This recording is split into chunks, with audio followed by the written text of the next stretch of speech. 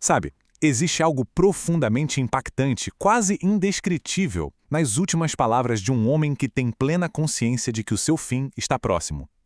Hoje, na nossa exploração, a gente vai mergulhar fundo em duas das cartas mais intensas dos textos bíblicos, a segunda epístola a Timóteo e a epístola aos Hebreus.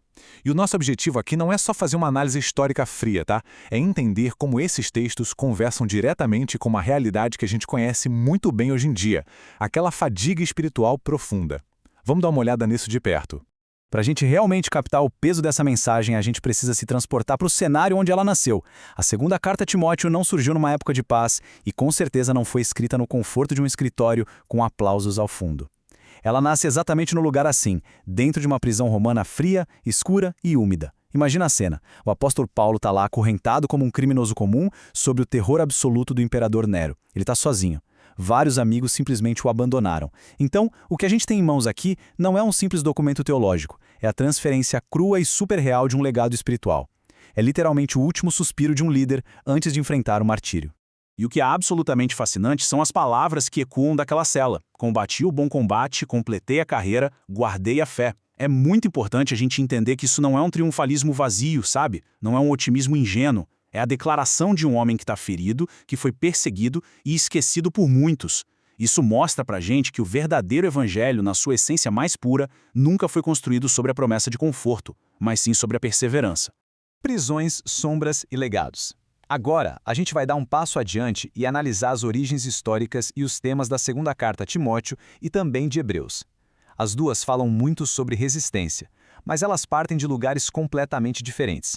De um lado, a gente tem a segunda carta a Timóteo. A gente pode chamar de uma epístola híbrida. Por quê? Porque ela carrega todas aquelas marcas do encarceramento do Paulo que a gente comentou, mas tem o coração de uma carta pastoral. É um mentor orientando um jovem líder a não desistir. Do outro lado, a gente tem Hebreus. Diferente das cartas mais tradicionais, Hebreus meio que surge das sombras. O autor dela é um mistério até hoje. Teria sido Paulo, Barnabé, quem sabe Lucas? A verdade é que ninguém sabe com certeza absoluta. E o ponto genial aqui é exatamente esse. O centro de Hebreus nunca foi o homem ou a mulher que escreveu, mas o próprio Cristo. Foi uma mensagem vital enviada para toda uma geração que estava exausta e muito tentada a simplesmente jogar a toalha. A última chama de Paulo. Vamos focar agora naquelas advertências finais que o Paulo fez, momentos antes da luz da vida dele se apagar de vez naquele cárcere. Paulo escreve para Timóteo que era um jovem pastor lidando com tempos absurdamente difíceis, enfrentando perseguições e uma decadência espiritual clara ao redor dele. E Paulo deixa comandos muito urgentes. Desperta o dom de Deus, participa dos sofrimentos do Evangelho, prega a palavra e seja sóbrio em todas as coisas. A teologia do Paulo aqui é super prática e existencial. Ele está basicamente ensinando que ter fidelidade não significa não ter medo, mas sim ter a capacidade de permanecer firme apesar desse medo. E olha só como isso é atemporal. É uma mensagem que atravessa os séculos e nos alerta sobre tempos em que as pessoas seriam, nas palavras dele, amantes de si mesmas e arrogantes. Convenhamos, parece até uma radiografia dos nossos dias de hoje, não é mesmo? A absoluta supremacia de Cristo. Quando a gente muda o nosso foco para a carta aos Hebreus, a gente encontra um argumento teológico que soa como um verdadeiro grito celestial. É um clamor desesperado contra aquela tentação de trocar uma realidade divina perfeita por meras sombras do passado. Pensa nos cristãos judeus daquela época. Eles estavam sendo super pressionados a abandonar a fé e voltar para as práticas antigas só para evitar o sofrimento. Então o texto constrói uma sequência argumentativa que é inegável e progressiva.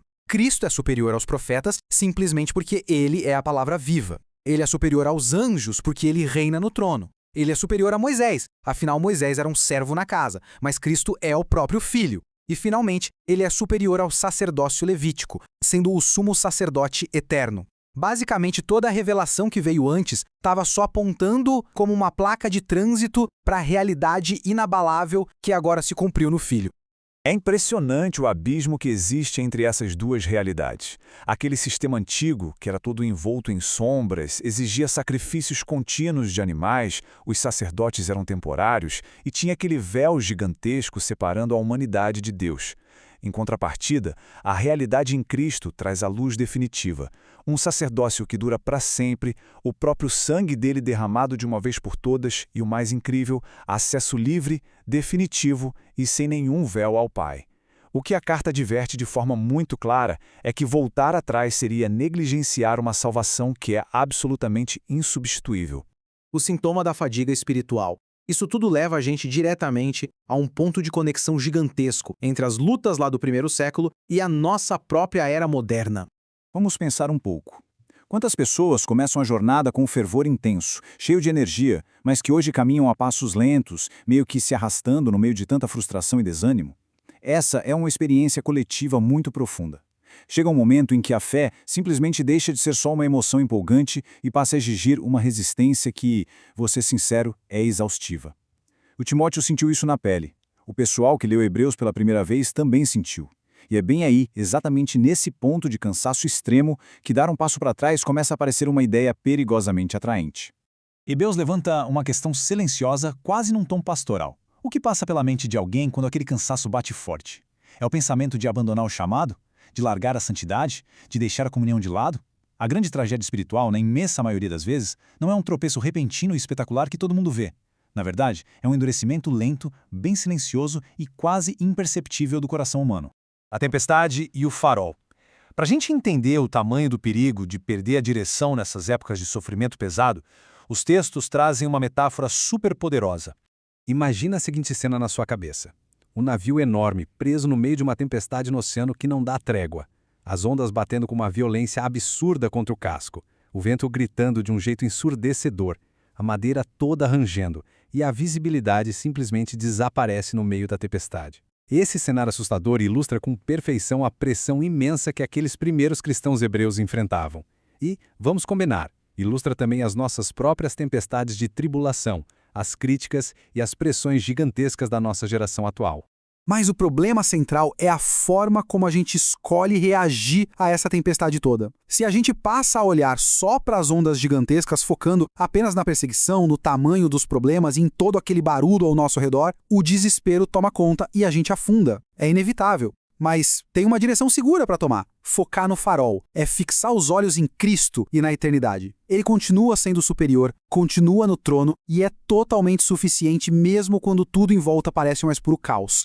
O chamado para permanecer. Beleza, mas como a gente aplica tudo isso de forma prática? Como é que a gente mantém uma fé inabalável num mundo moderno que o tempo inteiro tenta convencer a gente a desistir pelo caminho mais fácil? Esses 3 passos são super práticos e fundamentais. Primeiro, a gente precisa despertar o dom espiritual. É como Paulo falou para o Timóteo. Aquele fogo pode até estar meio abafado pelo medo ou pela rotina, mas ele não apagou, só precisa de lenha. Segundo, aprender a permanecer. A gente vive na cultura da desistência rápida, onde tudo é descartável. Mas a maturidade espiritual de verdade não é medida pela intensidade emocional do momento, e sim pela constância a longo prazo. E o terceiro passo, fixar nossos olhos em Cristo. O fato é o seguinte, quanto menor Cristo for na nossa visão, maior e mais assustador o mundo vai parecer. Além disso, a gente precisa construir algumas proteções essenciais para a nossa mente e para a nossa alma. Valorizar o ensino correto e a sã doutrina não é um detalhe de quem gosta de ler muito, é um escudo literal. Uma mente que não tem uma base sólida vira presa fácil para qualquer vulnerabilidade emocional. E mais do que isso, a gente precisa entender de uma vez por todas que o fato de estarmos sofrendo não quer dizer que Deus nos abandonou. A cruz, afinal, não é um acessório de decoração bonitinho, é um chamado diário para manter a fidelidade. A verdadeira graça divina não anula a nossa necessidade de perseverar, pelo contrário, ela é o combustível exato que sustenta essa nossa perseverança. Os homens passam, os impérios desmoronam e as emoções falham, mas aquele que fixa os olhos em Cristo encontra força para permanecer fiel até o fim. Sabe, essa é a verdadeira essência de tudo o que vimos hoje. Uma carta nasceu lá no fundo de uma prisão romana. A outra surgiu no meio do mistério da igreja primitiva. Mas no fim das contas, as duas apontam exatamente para o mesmo horizonte que não pode ser abalado. E assim a gente vai encerrando essa nossa exploração de hoje. Mas eu quero deixar uma provocação no ar para a gente pensar. No momento exato em que todas as estruturas começarem a ruir, quando absolutamente tudo ao redor for abalado, em quem ou no que a nossa alma vai estar firmemente ancorada? Fica aí essa pergunta que com certeza merece a nossa mais sincera e profunda reflexão.